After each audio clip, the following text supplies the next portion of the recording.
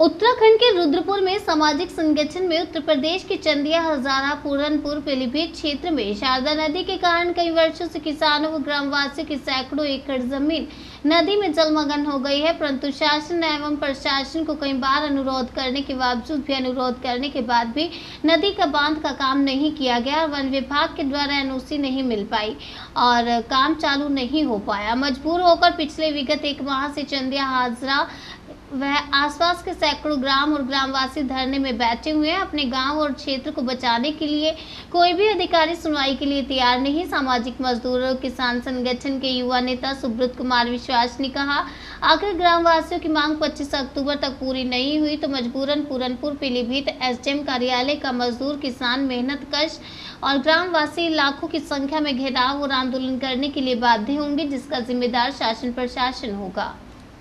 हजारा का मामला है। वहाँ पर ग्रामवासी पिछले एक माह से धरने में बैठे हुए हैं और बहुत दुख की बात है कि वहाँ का योगी जो सरकार है, जिसको कहते हैं सुशासन के लिए जाना जाता है, वहाँ परिवारों की सूद लेने के लिए तैयार नहीं है। वहाँ के गरीब जनता के ज़मीनों को काट दिया जा रहा है। किसानों की ज़मीन काट दे रही है शारदा नदी, और उनकी सिंपल सी एक छोटी सी मांग है, उसको चैनलाइजेशन किया जाए कि वहाँ पर बांध बनाया जाए, जिससे कि उनकी ज़मीन के कटान रुके।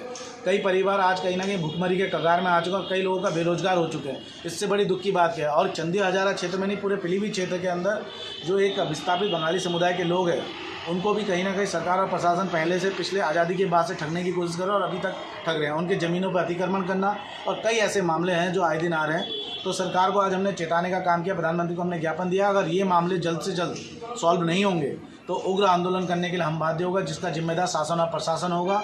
और कल के दिन जो भी अगर हमें ज़रूरत पड़ेगा तो पूरनपुर क्षेत्र के अंदर भी जाके हम धरना देंगे और वहाँ का घेराव करेंगे। जय। और 1976 में और इनको ज़मीन जो है राजस्व विभाग में ट्रांसफ़र किए बिना वन विभाग की ज़मीन पर प्रमोशन किया गया था और ये मान के किया गया था इसको राजस्व विभाग में ट्रांसफ़र कर दिया जाएगा।